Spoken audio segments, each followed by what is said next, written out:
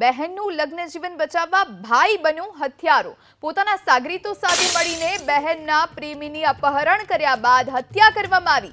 ઘટના છે અમદાવાદની। 6ઠી તારીખે અમદાવાદના સાબરમતીમાંથી પૂનમસિંહ ઝાલા નામના શખ્સનું સ્વિફ્ટ કારમાં અપહરણ થયું। અપહરણ કર્યા બાદ આરોપીઓએ યુવકને અડાલજ કેનાલ પાસે બોલાવ્યો, બેલ્ટથી ગળું દબાવી તેની હત્યા કરી નાખી અને બાદમાં લાશને કેનાલમાં ફેંકી દેવામાં આવી। પૂનમસિંહની પત્નીએ પોલીસ સ્ટેશનમાં અપહરણની ફરિયાદ કરી। તપાસના અંતે સામે આવ્યું કે પરિણીત પૂનમસિંહને એક યુવતી સાથે પ્રેમ સંબંધ હતો।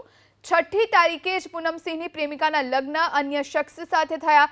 લગ્નની રાત્રે જ યુવતીએ પૂનમસિંહ સાથેના પોતાના પ્રેમ સંબંધની વાત પોતાના પતિને કરી દીધી।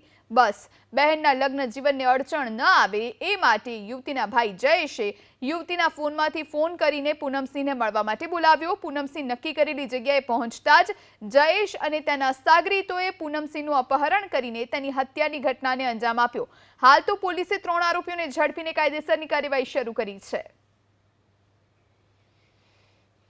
મારા પતિને મારી નાખ્યો તો એની બેનને કેમ ના મારી નાખી? મારે ન્યાય જોવે ને 100 ને ફાંસી જોવે। કઈ નહીં, મારો આદમી તો મને એમ જ કહીને ગયો કે હું નાસ્તો કરીને પાછો આવું। ઘટના શું બની મને નહીં ખબર। એ છોકરીએ મેસેજ કર્યો તો, ફોન નહીં કર્યો, મેસેજ કરીને બોલાયો જો એટલે ગાડી પાછળ દોડાઈ અને તરત જ મારીને કિડનેપ કરી લીધો ગાડીમાં।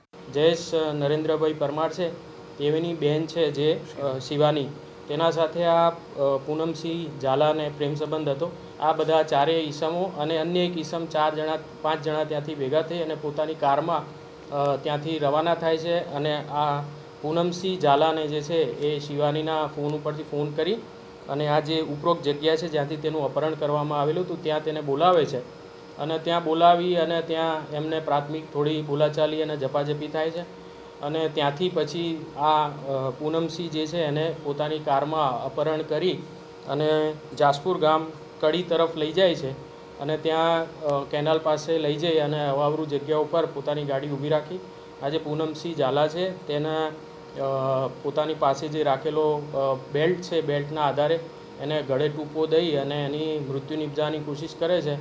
જ્યારે પૂનમસિંહ અધમુઓ થઈ જાય છે ત્યારે તેને પછી આ 5 ઈસમો ભેગા મળી અને એને કેનાલમાં ફેંકી દે છે।